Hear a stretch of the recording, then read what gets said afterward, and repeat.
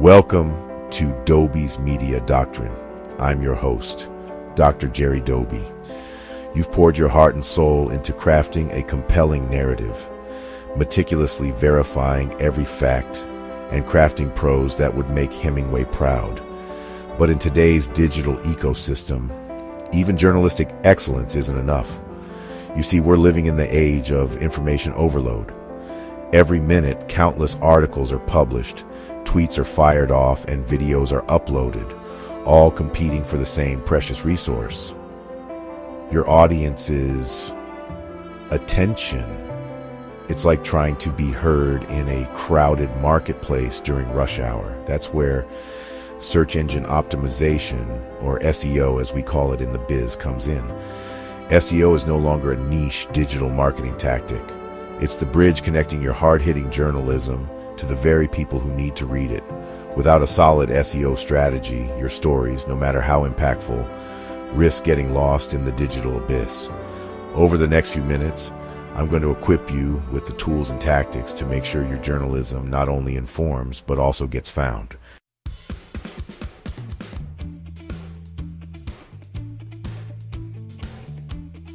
The first play in our SEO playbook is all about your headlines.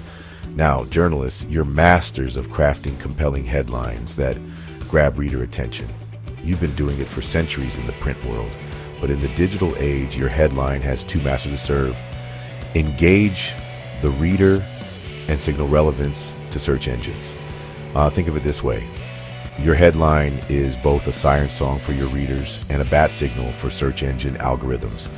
It needs to entice clicks while simultaneously shouting, "Hey Google, this is what my story is about." That's where the search and story formula comes in. It's a framework I've developed working with newsrooms large and small to bridge this gap between journalistic integrity and SEO best practices. And the best part, it doesn't require you to sell your journalistic soul. This formula is about synergy, not compromise. It's about understanding what your audience is searching for and meeting them at that critical intersection of need and information. It's about headlines that are both informative and intriguing, relevant and readable.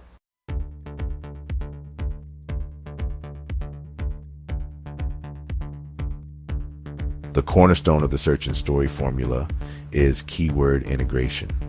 Now, don't let that term scare you off. It's not as technical as it sounds. Keywords are simply the words and phrases your target audience types into search engines when looking for information like yours. Let's say you're writing about a new city council initiative to improve recycling programs.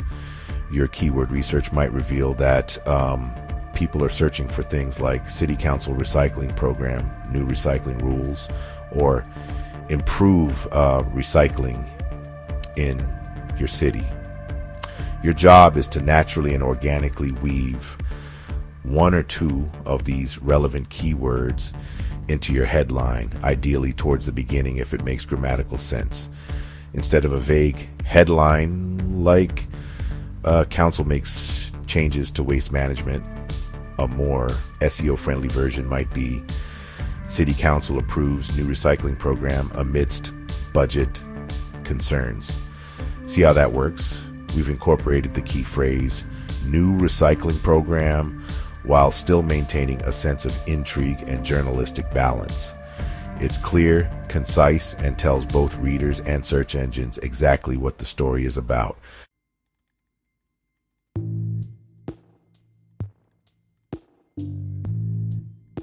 Now, keyword integration is crucial, but it's only half the battle.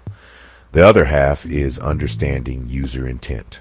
What are the questions, concerns, or desires driving people to search for information related to your story? Let's go back to our recycling program example. People searching for this topic aren't just looking for any information. They want to know specifics. They might be wondering, what are the new rules? How will this impact me? Did the city council approve the program? Your headline should aim to answer at least one of these implied questions. Instead of a passive headline like recycling program debated at City Hall, try something more direct and user-focused. New recycling rules approved. What you need to know. This headline not only includes relevant keywords, but also directly addresses the user's need for clear, actionable information. It promises value and piques curiosity, making it more likely that someone will click through to read your meticulously researched article.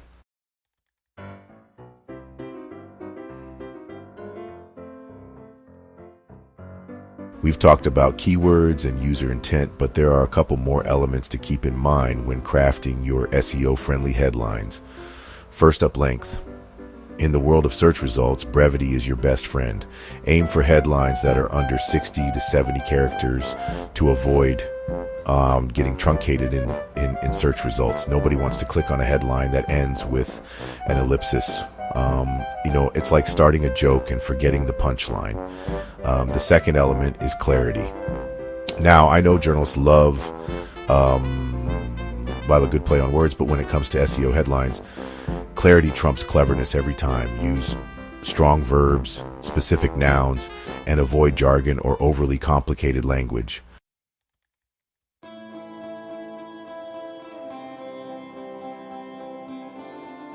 Now, let's talk about some common headline pitfalls I've seen trip up even the most seasoned journalists. The first, and perhaps most tempting, is keyword stuffing. This is where you try to cram as many keywords as humanly possible into your headline, even if it reads like a robot wrote it. On the flip side, we have the opposite problem, the beautifully written, Pulitzer-worthy headline that's completely devoid of any relevant keywords. While it might win you awards, it won't win you any clicks from people searching online. Remember, the goal is balance. You want to incorporate keywords naturally and organically without sacrificing clarity or journalistic integrity. Your headline should be a siren song to your readers, not a spammy sales pitch. So there you have it, the search and story headline formula. It's a powerful tool for making your journalism discoverable without compromising your journalistic values. In our next chapter, we'll explore how to keep those readers engaged and on your site longer with the Content Constellation internal linking strategy.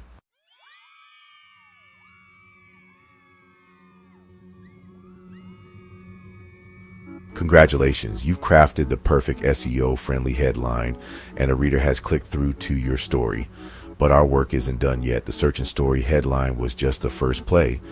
Now we need to keep that reader engaged in exploring the depths of your journalistic expertise. That's where our second play comes in, the Content Constellation, a strategic approach to internal linking that not only keeps readers on your site longer, but also signals to search engines that you're a trusted source of information on a particular topic. Think of your website as a galaxy and each article as a star. Internal links are the invisible threads connecting these stars, forming constellations of related content.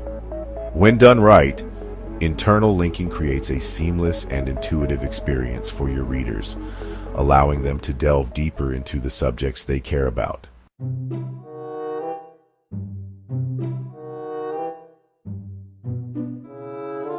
One of the most effective ways to implement the Content Constellation strategy is by linking to your back catalog. News websites, by their very nature, produce a vast amount of content over time. Don't let those older articles gather digital dust. Every time you publish a new story, take a few minutes to identify 2 or 3 older articles that provide valuable context, background information, or related perspectives. Then seamlessly weave these links into your new content using descriptive anchor text. For example, let's say you're writing about a new city ordinance related to public parks. You could link to an older article about the history of the city's park system, or a profile you did on the council member who championed the ordinance. This not only provides your readers with a richer understanding of the current issue, but also showcases the depth and breadth of your journalistic archives. It's like saying, hey, we've been covering this issue in depth for years, and here's proof.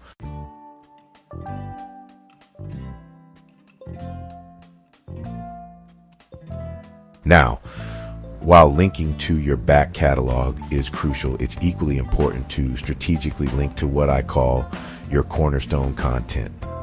These are the articles, investigative pieces, or comprehensive guides that you're most proud of, the ones that truly establish your authority on a particular topic.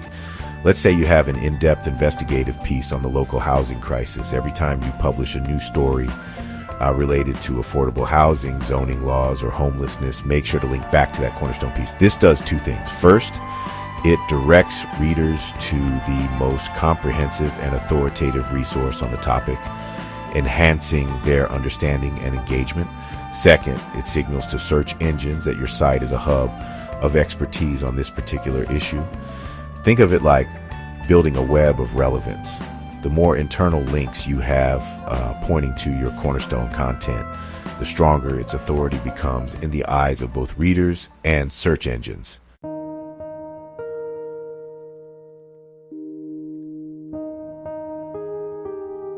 Now let's talk about anchor text. Anchor text is the visible, clickable text that you use for your internal links. It's the bridge between one piece of content and another, and using it effectively is crucial for both user experience and SEO. The most common mistake I see is using generic anchor text like click here or read more. This tells readers and search engines absolutely nothing about the content they can expect to find on the other side of that link. Instead, aim for descriptive anchor text that accurately reflects the content of the linked page. For example, instead of click here to learn more about the city budget, use something like a full breakdown of the new city budget. This not only provides context for your readers, but also helps search engines understand the relationship between the two pages, further strengthening your topical relevance.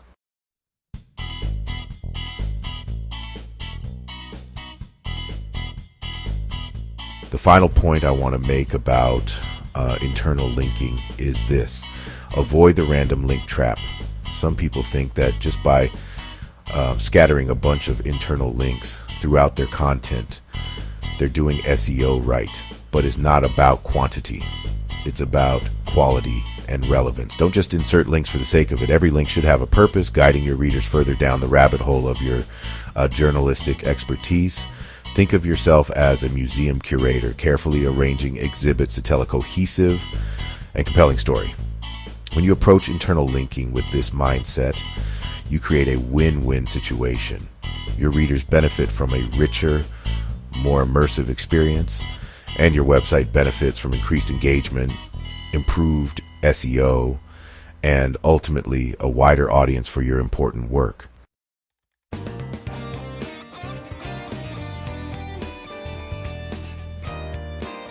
Now, we all know journalism isn't just about the written word anymore, right? It's about painting a complete picture for your audience, and that often means incorporating powerful visuals, images, infographics, videos. These aren't just decorative elements, they're powerful SEO tools in their own right. Think of it this way: every piece of multimedia content you create is another opportunity to connect with your audience through search. But here's the catch. You have to speak the search engine's language. Just like you wouldn't publish a story with a clunky headline, you don't want to leave your visuals stranded with generic file names and empty alt text fields. That's like sending them out into the world without a name tag or a way to introduce themselves. This is where many journalists, even seasoned veterans, miss a huge opportunity. They pour their hearts into crafting compelling visuals, but then drop the ball when it comes to optimizing them for search. Remember, search engines can't see images the way we do.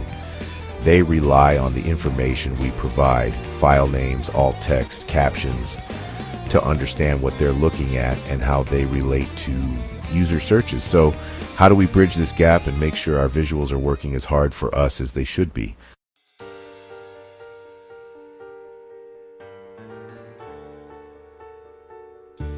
Let's start with the basics. File names. I know, it seems almost too simple, but trust me on this one. When you upload an image to your website, that file name is like its digital fingerprint. It tells search engines what the image is about before they even get to the surrounding content. Now, think about how you typically name your image files. Is it something generic like IMG2734JPG? If so, you're missing out on a prime opportunity to give your images a fighting chance in search results. Instead of those meaningless strings of numbers, use descriptive, keyword-rich file names. Let's say you're uploading a photo from a heated city council meeting about the budget. Instead of IMG Azon01 JPG, opt for something like City Council Meeting Budget Debate JPG. See the difference? That simple change tells search engines exactly what the image is about. And when someone searches for City Council Budget Debate, guess what's more likely to pop up in image results? You got it, your perfectly named image. This is a simple but often overlooked step that can make a world of difference in how easily your images are found online.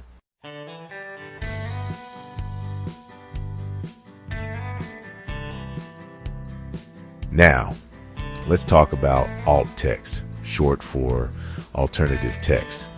This is the written description that appears in place of an image if it fails to load or if a user is visually impaired and using a screen reader. But here's the thing. Alt text isn't just about accessibility. It's also a gold mine for SEO. When search engines crawl your website, they read alt text to understand the context of your images and how they relate to your content. This means that well-written alt text can significantly boost your image's visibility in search results. So how do you write effective alt text? Be specific, descriptive, and use relevant keywords. Don't just say image of a protest. Instead, say something like a group of protesters holding signs that read, "Save our schools and fund our future," outside the Anytown School District headquarters.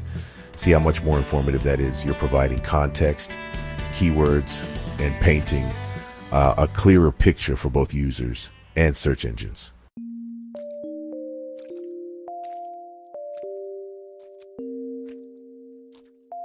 Now, let's shift gears and talk about video, arguably one of the most engaging forms of content online today. But just like with images, simply uploading a video to your website isn't enough. You need to optimize it for search if you want it to be seen. Think of video optimization as a two-pronged approach: on-page optimization and platform optimization. On-page optimization refers to the elements you control on your own website, like video titles, descriptions, and transcripts. Platform optimization, on the other hand, deals with making the most of the platform where your video is hosted, whether it's YouTube, Vimeo, or another platform. Let's start with on-page optimization. When you embed a video on your website, make sure it has a compelling title and description that accurately reflects its content and includes relevant keywords. Just like with your articles, these elements help search engines understand what your video is about and who it's for. But there's one more crucial element: transcripts. Transcripts are text versions of your video's audio, and they're an SEO goldmine. Why? Because search engines can crawl and index the text in your transcripts, giving your video a significant SEO boost.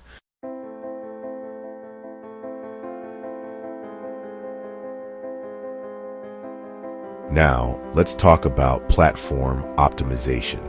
Each video platform has its own set of best practices for SEO, but there are some universal truths. First and foremost, choose your keywords wisely. Think about what your target audience would search for to find your video, and use those keywords in your video's title, description, and tags. Second, don't underestimate the power of a compelling thumbnail. Your thumbnail is the first thing viewers see, so make sure it's eye-catching and accurately represents your video's content.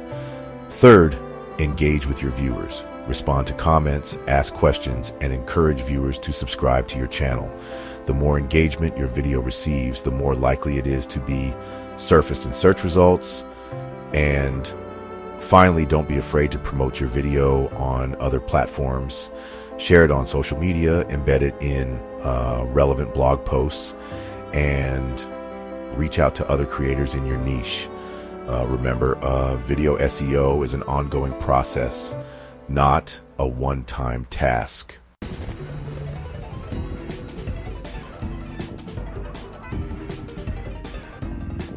Okay, folks, we've covered a lot of ground today, haven't we? We've talked about the journalist's SEO triple play, the search and story headline formula, the content constellation, internal linking strategy, and the visual victory multimedia SEO boost.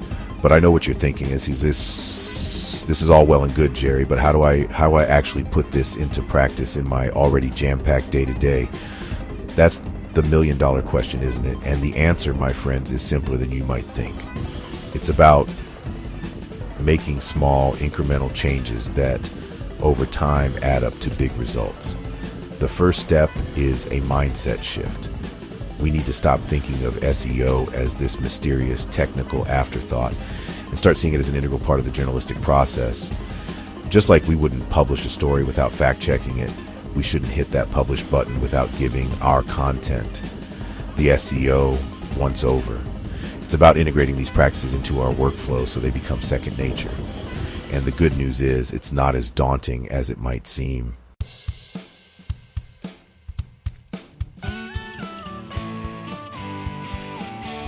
One of the biggest mistakes I see journalists make is trying to do too much too soon. They get all gung-ho about SEO, try to implement everything at once, and then get overwhelmed and give up. Rome wasn't built in a day, my friends, and neither is a successful SEO strategy. Instead of trying to overhaul your entire approach overnight, start small. Pick one tactic from the journalist's SEO triple play that resonates with you and focus on implementing it consistently for a week or two. Once you feel comfortable with that tactic, add another one to the mix, then another. This gradual approach allows you to build momentum and develop good habits without feeling overwhelmed. Remember, SEO is a marathon, not a sprint. It's about making consistent effort over time, not about quick fixes or shortcuts. And the beauty of this approach is that even small changes can make a big difference.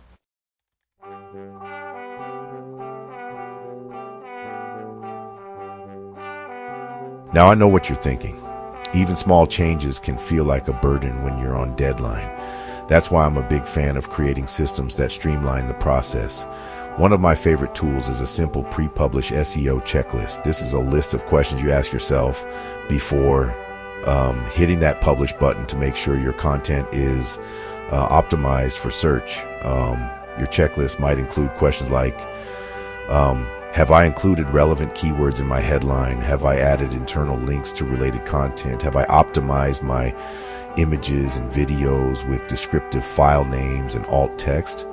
This checklist doesn't have to be exhaustive. It's simply a reminder to pause and give your content a quick SEO once over before it goes live.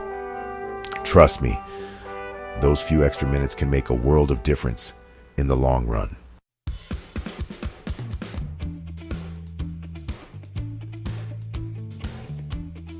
Now let's talk about some common pitfalls I see journalists fall into when it comes to SEO, and more importantly, how to avoid them. One of the biggest stumbling blocks is what I call perfection paralysis with keywords. They get so caught up in trying to find the absolute perfect keywords that they end up overthinking it and getting nowhere. Remember, SEO is about finding a balance between what users are searching for and what's relevant to your content. Another common pitfall is forgetting about older content. They focus all their SEO efforts on new content and neglect their back catalog. Remember, those older articles and videos still have the potential to drive traffic and engagement if they're properly optimized. And finally, there's the issue of treating SEO as a siloed task. SEO isn't just the responsibility of the digital team, it's everyone's responsibility. Encourage a culture where SEO is seen as an integral part of the journalistic process, not an afterthought.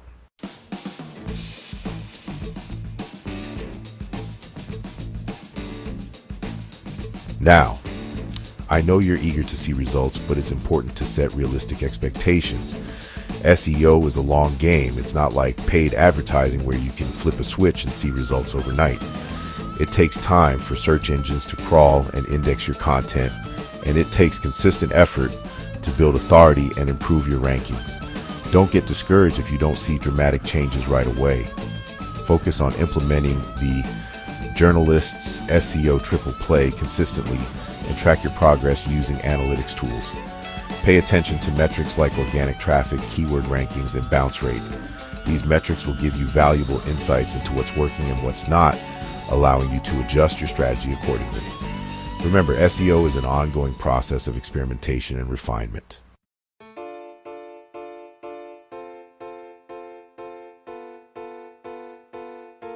So, that's the journalist's SEO triple play, the search and story headline formula, the content constellation internal linking strategy, and the visual victory multimedia SEO boost. Implementing these three tactics consistently will significantly improve your content's visibility. Okay? We've covered the journalist SEO triple play, but how do you actually integrate these into your daily workflow? Let's walk through a practical implementation plan. Start small, build momentum. Don't try to overhaul everything overnight. Choose one tactic to focus on for the next week, then add another. This gradual approach prevents burnout. Pre-publish SEO checklist. Create a simple checklist.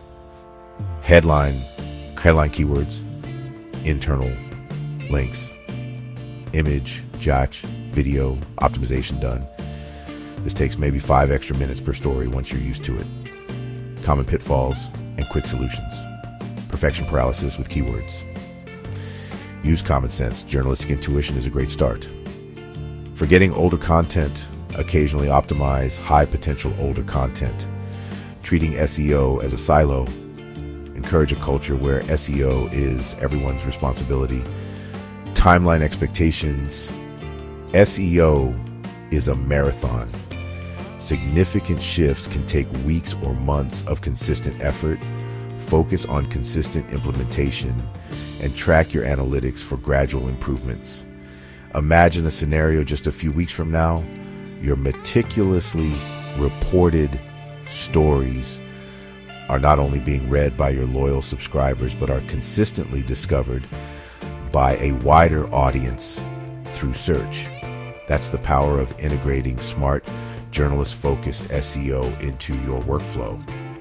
The Journalist SEO triple play enables your journalistic mission. My challenge to you this week is to pick just one of those strategies and apply it consistently.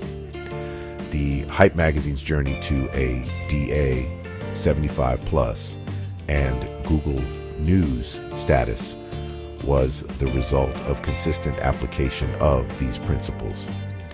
If you found this episode valuable, please share it with a fellow journalist or someone in a newsroom who could benefit from these SEO insights. And if you're ready to take these concepts even further, for a comprehensive guide, find my book, SEO Essentials for Online Magazines, on Amazon. And great news for Kindle Unlimited subscribers. You can read it for free. If your newsroom or organization needs personalized strategic guidance, I invite you to visit my website at www.jerrydoby.com to learn more about my consulting services.